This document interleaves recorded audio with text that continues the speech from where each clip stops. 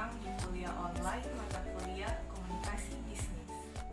Nantinya akan ada beberapa materi yang dipresentasikan melalui video. Oke, selamat belajar.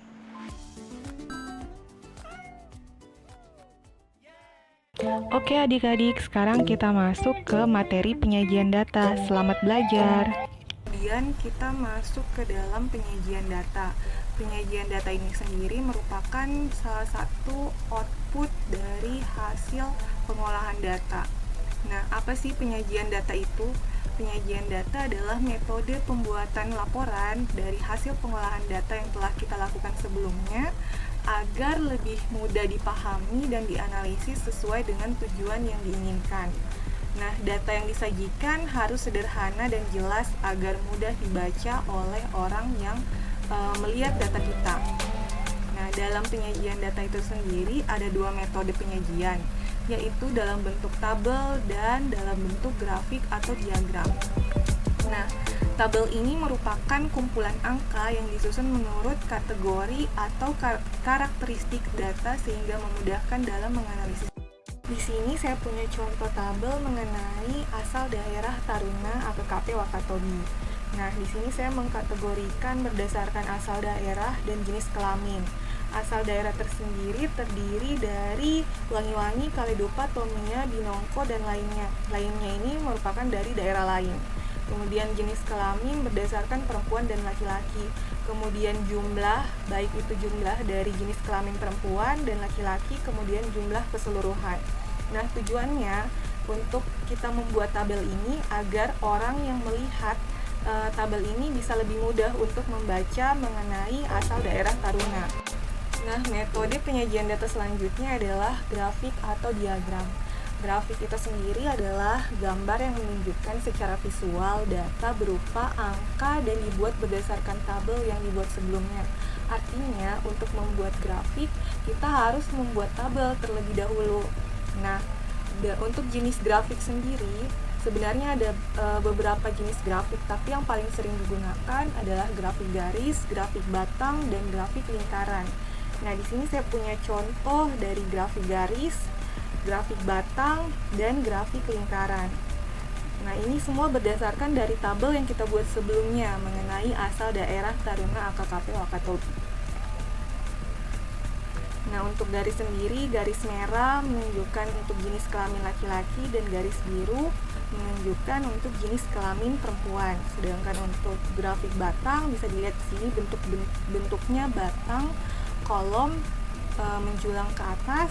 Untuk yang warna biru dia jenis kelamin perempuan, yang warna merah jenis kelamin laki-laki. Kemudian di sini bisa dilihat lokasinya Wangi-Wangi, Kaledupa, Tomia, Binongko, dan lainnya. Nah, untuk grafik lingkaran bisa dilihat dia berbentuk lingkaran. Nah, ini merupakan akumulasi atau jumlah dari jenis kelamin perempuan dan laki-laki. Nah, di sini bisa dilihat dari dia kategorinya mengkategorikan berdasarkan asal daerah. Jadi semua jumlah laki-laki dan perempuan disatukan menjadi satu. Nah, di sini saya punya contoh pengolahan data. Siklus dari input proses pengolahan data sampai ke outputnya. Nah, di input data misalnya kita di sini saya kasih contoh untuk objek wisata di Wakatobi. Yang pertama, pada saat input data kita melakukan organisasi data. Nah, di dalam organisasi data kita mulai identifikasi objek wisata di Wakatobi. Bisa dilihat di sini ada beberapa, saya sudah mengidentifikasi beberapa objek wisata yang ada di Wakatobi, walaupun belum semua ya, karena ini hanya contoh. Nah, kemudian kita masuk ke proses pengolahan data. Di sini kita mulai melakukan penyuntingan, kemudian memberi kode terhadap jenis daya tarik objek wisata dan memasukkan ke dalam bentuk tabel. Nah, di sini walaupun belum terlihat bentuk tabelnya, tapi sudah bisa dilihat klasifikasinya. Kita klasifikasi atau kita beri kode berdasarkan objek wisata kuliner, objek wisata bahari, dan objek wisata darat. Kemudian masuk ke output. Outputnya itu sendiri sudah terlihat jelas jenis objek wisata di Wakatobi. Nah, kita buat dalam bentuk tabel, objek wisata kuliner, kemudian objek wisata bahari, dan objek wisata darat. Nah, untuk diagramnya, diagram bulat kita buatkan berdasarkan jumlah dari keseluruhan objek wisata. Nah, objek wisata kuliner sendiri dia kan ada 4. Nah, artinya 40 ini dipersenkan 100% ya.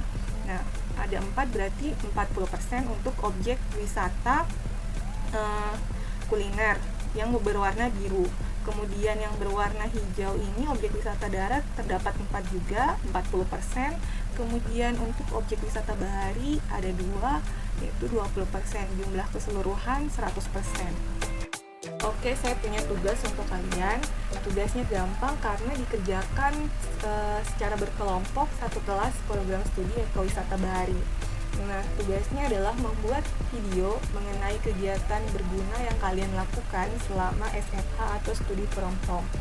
Nah, misalnya kegiatan belajar online atau kegiatan mengerjakan tugas, aksi sosial, gotong royong di kampung, dan lain sebagainya.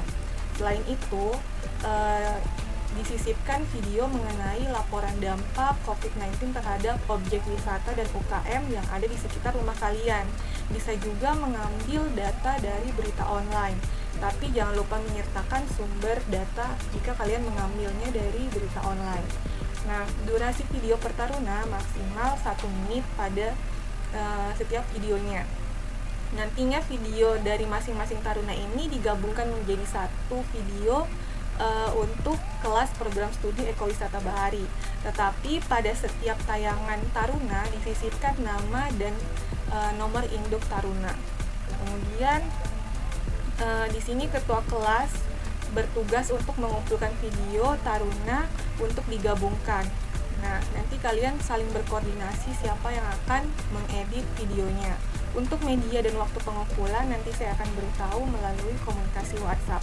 Jika ada yang belum dipahami, silahkan menghubungi saya melalui WhatsApp atau SMS. Oke, saya rasa cukup sekian untuk materi kali ini. Selamat mengerjakan tugas dan selamat belajar.